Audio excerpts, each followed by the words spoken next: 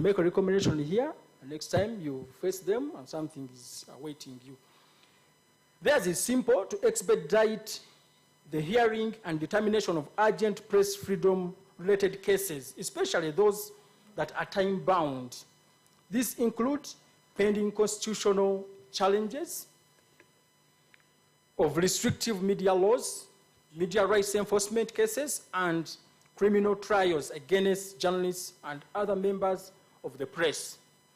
The last time we were in court, we were challenging a matter that touched the restrictions so offered by UCC to us, and they came certainly after elections, yet they were supposed to impact elections, much as they were not enforced. Then to security agencies, I'm supposed to see men in uniform here. Maybe they're in layer, the ones we invited. You'll raise up your hand for me to see you, or you can choose to remain out. Then we urge you or recommend that you respect and uphold press freedom and the right of the media to freely express itself. The right of journalists to practice their profession must be respected at all times and upheld by all security forces, mainly the police and the army. To quickly investigate reported and all other cases of human rights violations committed against members of the press and by security organs. All those found culpable must be tried in accordance with the Human Rights Enforcement Act of 2019 and the laws under which the offenses are committed. Then C, to introduce media rights-related training in the curriculum of the police and other security agencies. This will go a long way to improve the human rights records of security agencies and hopefully improve the way that they treat journalists. We have really talked about this. They have always promised. I don't know if any one of you here has found their way into interfacing with these men in uniform during their training sessions.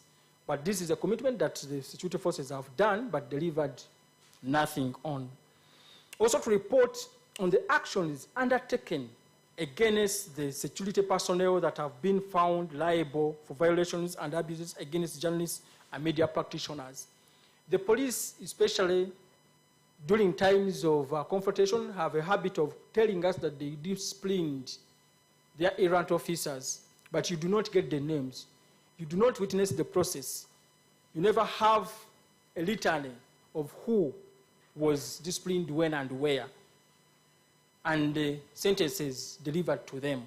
So we really think they do not even do anything about it. Then to our colleagues from the Uganda Human Rights Commission, Rosemel, you're welcome. Yours is very simple: to investigate all cases relating to violations of press freedoms, especially those committed by the state and its agents. As part of this initiative, appropriate compensations should be provided to victims in deserving cases. Also to report on the action undertaken against the security personnel that have been found liable for violations committed against journalists in the practice of their profession. But also to exercise the mandate bestowed onto you by the Constitution to defend and promote citizen journalism and internet freedom, both of which are an evolving and important component of freedom of the press and a necessity for a democratic society. Then we have our other esteemed colleagues under the Uganda Journalists Union. I don't know if Mr. Uma is already here. The Uganda Journalists Association, WUJA, our colleagues, and the Media Council of Uganda, Mr. Poyo Kochu, the National Organization of Trade Unions, and other media development organizations would like you to develop a guide for journalists about online harassment. The guide should provide options and steps that journalists can use in combating online harassment and abuse. Also, for you to equip journalists, especially female journalists, with tools and skills in respect to reporting harassment on social media. Many are harassed but can't speak. We came into an interview with one of the journalists who was doing an interview with a very respectable person. So it was online because we would not physically move. When this person sent some information, the next time he sent himself in an Adamwi suit to this female journalist. She was expecting information, and the guy instead sent himself as the information in an Adamwi suit. Mujima, you know it. And that was cyber harassment at its worst. The girl froze. She didn't know what to do. She didn't know whether to delete. She didn't know whether to keep it as evidence. She was really, really very disturbed. And this person walked scot-free. So there needs to be processes put in place to encourage such people to know where and how to report such harassment. I'm sure if I gave a microphone around, many of you would confess that you've been harassed at some point by some of your sources. Then to the esteemed media owners, Mr. Beyanga, thank you for coming to represent the NAB and yourself, very active media personality. We want you to respect and uphold the labor rights of journalists and other members of staff employed within the media houses. This will go a long way in improving the welfare of journalists and their working environment. Above all, it will help mitigate against unprofessional conduct of journalists that is often occasioned by their economic vulnerabilities. We also want you to support your victims, that's the employers, to come out and support their victims in pursuit of judicial justice in a bid to end impunity for crimes committed against journalists. It is so often common for owners to be dead silent when such issues happen. One time I walked to one of the biggest media houses, a TV station, when one of their own had been beaten brutally in Chengera. Let me mention the place, you might figure out. And the boss asked me if we were going to defend that journalist. I said yes. He said, but he hadn't put on a jacket during that interview. I said, and which law now authorizes anyone to beat him for not putting on a press jacket? He said, okay, you try. We went to court and won, and this journalist was awarded some good money. And he came back and said, hey, you were right. So bosses, you sometimes mysteriously absent and silent. So Mr. Beyanga, thank you. Hope this will be well delivered. But we also want you to continuously support scaling and professionalization of the media industry through budgeting for regular trainings to build capacities of your employees, of the employees. And then to the donor diplomatic community in Uganda, you're very welcome, all of you. We want you to emphasize issues of human rights-based approaches and to call for accountability for crimes committed against journalists and other media practitioners whenever it comes as a condition for any little form or huge amounts of funding, that there should be accountability by those that are seeking support from you. Even where possible, travel bans should be issued against those errant ones that stand out, because we have them in our databases. We know what they have done. They have literally not denied. They have only just been covered up by their superiors. So we really invite you, where possible, to punish them when it comes to them wanting to run away from here, to go for more specialized services in those countries. Tell them you're not welcome, because you will import violence in those countries, so they can stay here with us. Ladies and gentlemen, thank you. That is, in a nutshell, what is contained in our report, which is about to be released to you. Thank you for paying kind audience to me. Thank you very much.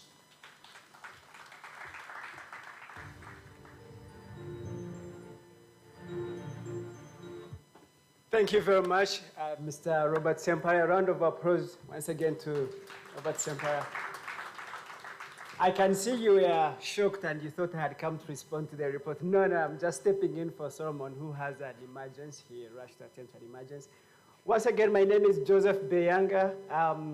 In so many lives I live. I work with Nation Media Group as head of radio. I'm also Secretary General of National Association of Broadcasters, but for today's purpose, I'm just helping us run through the program. I would like to invite the guys at the media team right now to run just a video. We've just had a report.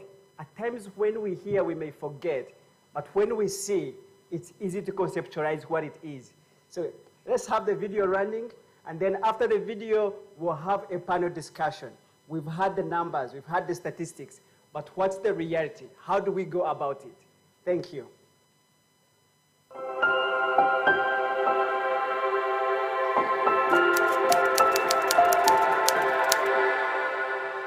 I graduated in May. I was out of school. I've just entered the industry, and the welcoming wasn't really that nice. On the 26th of August last year, I was injured while I was covering this story. On the 26th of August last year, I was injured while I was covering this story.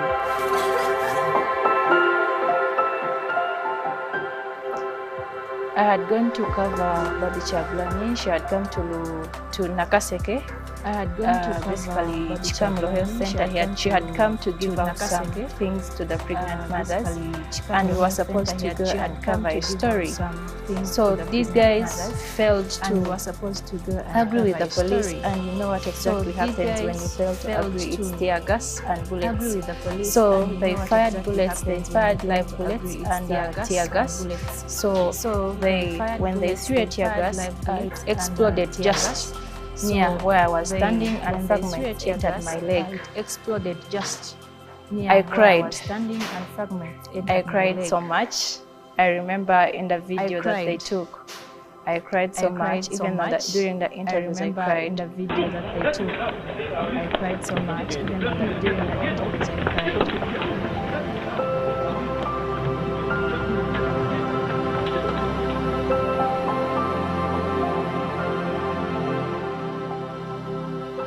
In 2015, when I got into problems with security, with a police officer. When I got into problems with I was admitted in Zambia Hospital. Officer.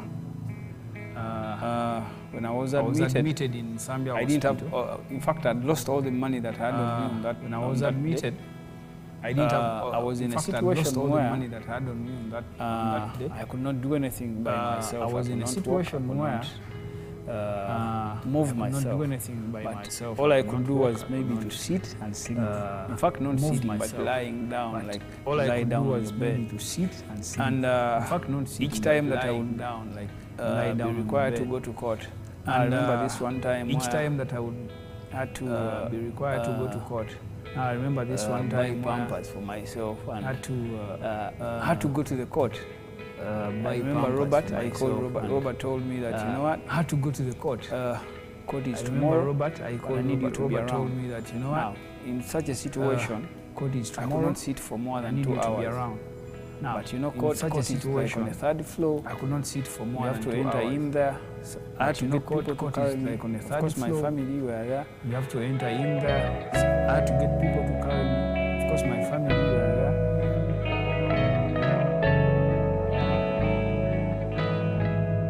The 17th of February 2021, as I was covering a story, it was just a usual press conference, so you think you're going to go and just hear what someone has to say, and then you go back home, or you go to the newsroom, file the story, and you go back home. But this press conference was different because the former presidential candidate Robert Chagulanyi, aka Bobby Wine, was taking a petition to the UN Human Rights Office in Kololo. So for us, we thought, okay, let's follow him and see what he delivers and what will be said to him. But to cut the very long story short of what happened on that day, around 1:20 p.m., we just had orders from a military officer who just chased us away from where we were and then ordered that we be beaten.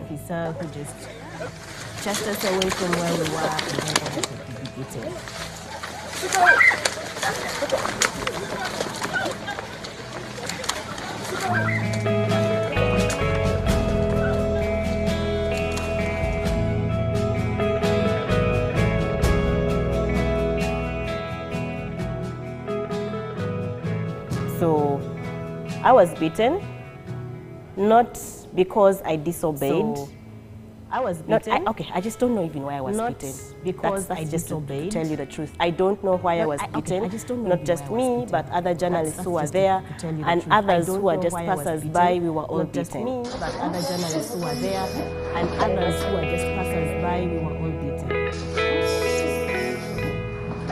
I was arrested when I published a story about Middle East consultants. I was arrested when I published which was cheating Ugandans, migrant workers, consultants, and when they took me to court, Ugandans, migrant workers, immediately, and the Uganda network for journalists immediately came in and they provided the legal support, and we won the case. They provided my friends legal support. Contacted HR&J, and to my surprise, my friends called those guys came. I thought they only care for those journalists that have big names, that have brands in the industry, but to my surprise, they came to me. They asked for everything. They told me to tell them the story and how it happened. They came in and they paid the medical bills without any hassling. So I just needed someone to talk to, someone to tell what I was feeling in that. So I just needed at that point in time, like after a week, someone to tell what I was just alone in my house, alone in my room. At that point in time, like not able to move even to my washroom. I was just alone and not able to alone in my room. Get out of my house the way I was, not able to do so many things. Not able to, like life just came to a standstill. Get out of my house the way I would, not able to do so many things. Like life it's not about the much money that someone gives you sometimes, but the moral support that they offer. It's not about if you just need someone to talk to. Can you find them? The moral support and then they asked me, if you just need someone legal representation, can you find them?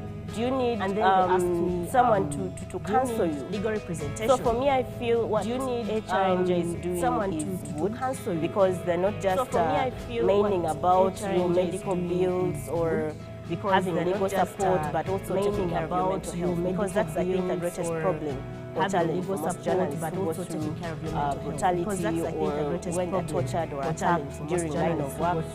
They hardly have someone to run to just to speak so they can be listened during line of work. The first person to throw a hand towards my